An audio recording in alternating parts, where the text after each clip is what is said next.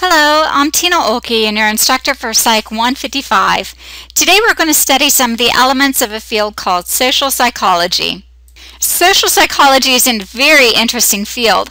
I hope that you've had a chance to read your chapter for this week. If not, you can look forward to finding out about the psychological aspects behind salesman techniques, about how they lure you into buying items, and why you feel pressured into doing favors for a friend. Those are both compliance techniques. The power of going along with a group, that's called groupthink. And what happens internally when our behaviors don't match our thoughts, that's called cognitive dissonance. And the effect of other people being around that has on our decision to help out someone or not. That's called bystander effect. All of these things sound interesting, don't they? Well, today we're going to discuss something equally interesting, which are topics of conformity and obedience. I can't wait to get started. Before we dive in, though, we should have an understanding of what social psychology is. Social psychology explores the connections between our relations between each other, the how we think about and influence each other.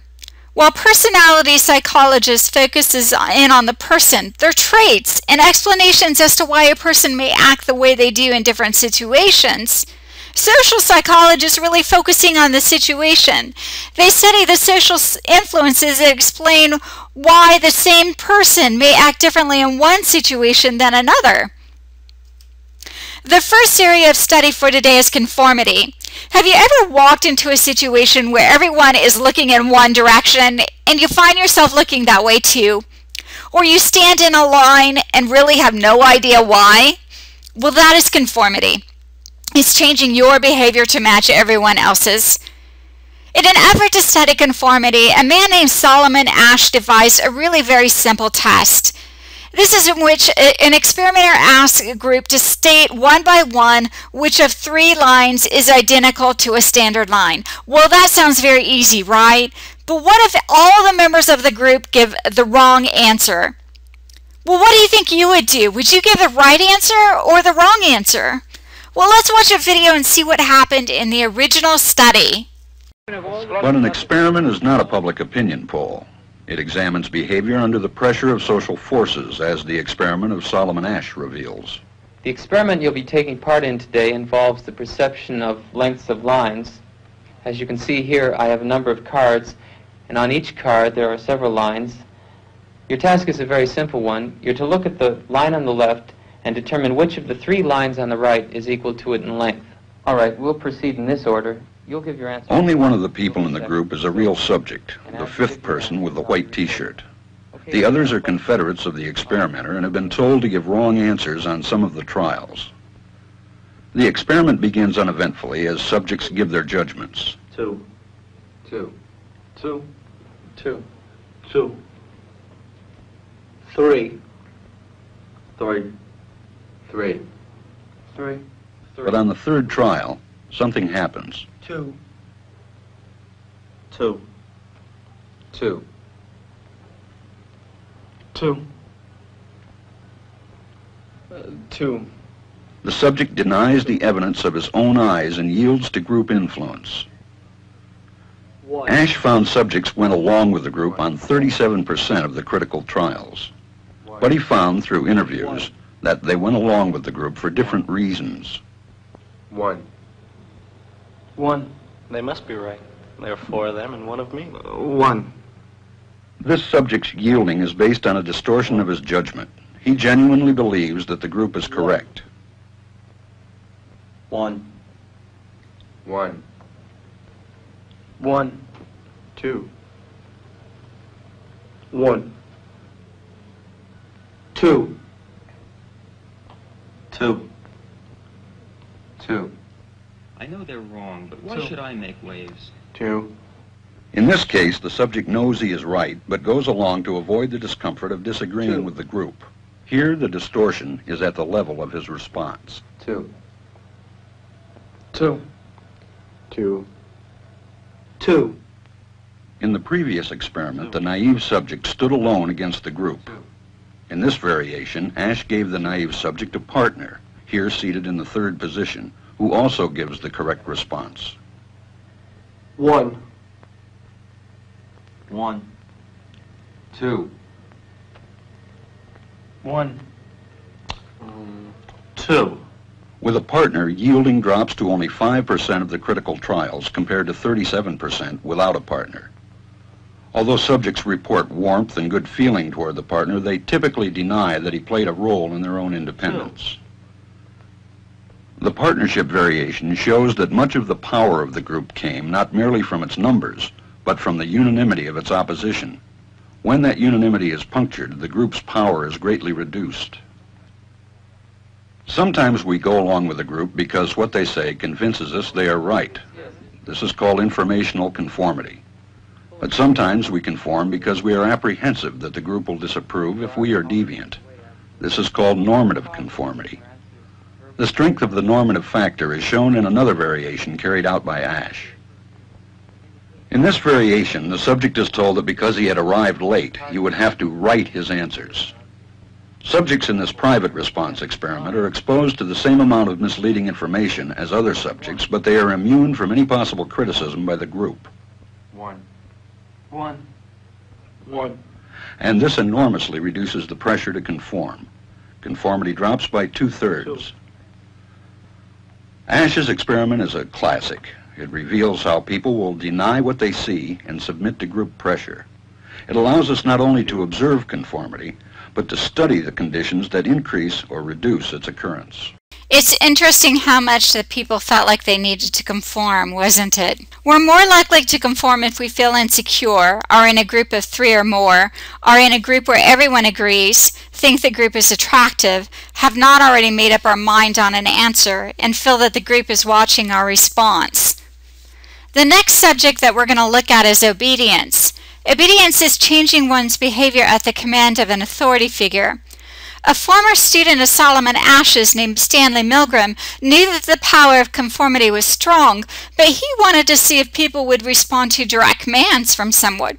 He came up with an experiment in which 1,000 people took part in this study, and this was done at Yale University, and is still controversial today.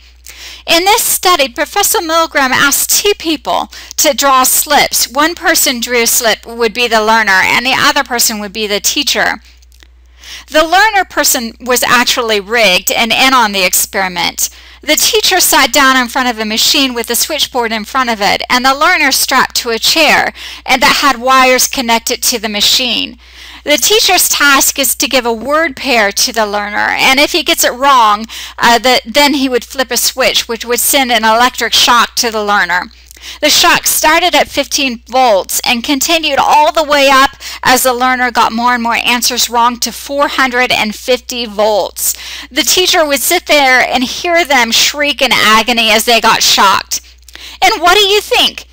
Would you follow the commands that the person behind you would be giving you to shock them as they got the words wrong? Well, 60% followed the command. But you know what? That was a long time ago. What about today? Do you think people today would still be so keen to follow orders to shock someone? Well, let's watch a video clip and find out. Imagine this scenario. You go to a prestigious university to participate in a learning and memory experiment. When you arrive, you discover that the teaching instrument is this machine, which seems to give electroshocks to a man on the other side of the wall. As you move up the scale, he begins to scream out in pain. The experiment requires that you continue. The experimenter pressures you to go on. Would you agree to continue?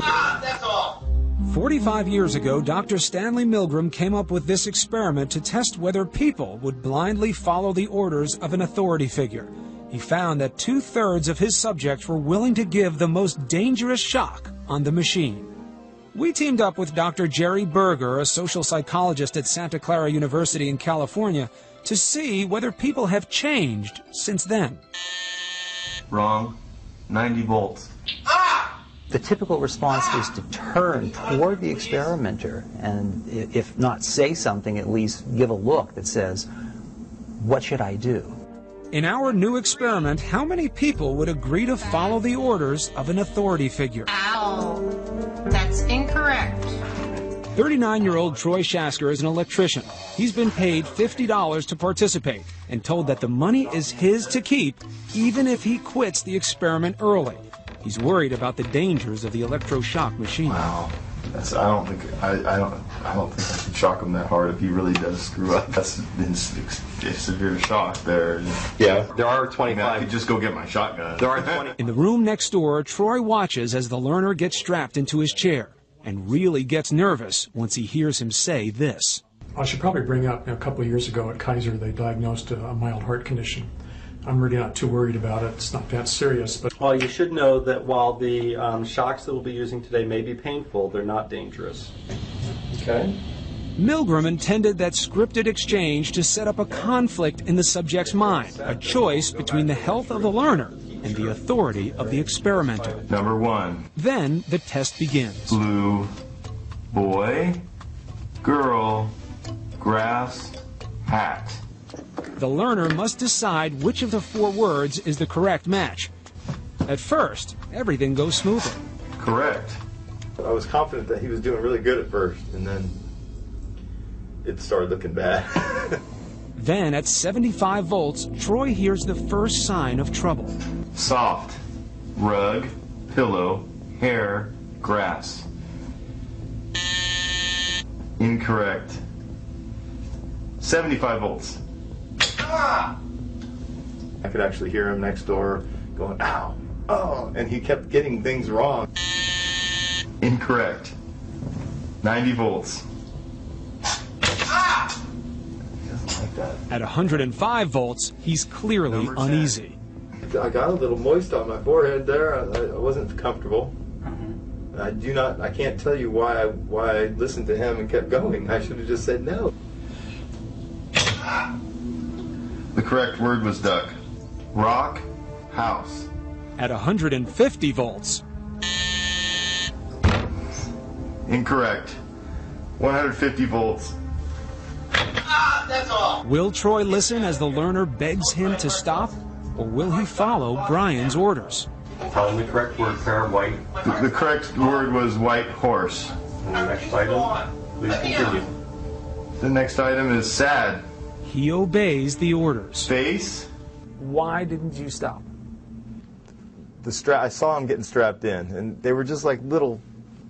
I mean, he could have just, if he was in that much pain, he could have just tore himself off. Why are you putting it on him and not you or the experimenter? I was just doing my job. I was doing what I was supposed to do. 75 volts. So I guess the influence of having the conductor of the experiment right there next to me telling me to keep going had a lot to do with it. For the past 30 years, there have been severe restrictions on using humans in social psychology research. To avoid putting subjects under too much stress, Dr. Berger made a significant change to our experiment. In this experiment, you stopped at 150 make-believe volts. In Milgram, they went much higher. We stopped for ethical reasons. We couldn't put people through the agony that Milgram's participants went through. I told you I had heart trouble.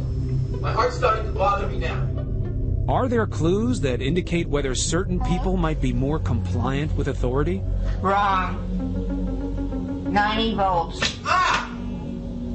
When you were watching, how good were you at guessing, oh, this person may go or this may not? It was impossible to tell. I tried to guess. I tried to look for signs, body language, anything to try to guess who's going to continue and who's going to stop. And that tells me that it's not that there are certain kinds of people who are obviously different from the rest of us. It tells me that probably all of us are capable. If you were to guess, do you think that there would be a gender difference? Do you think that women would obey more or be more kinder to the cries of pain?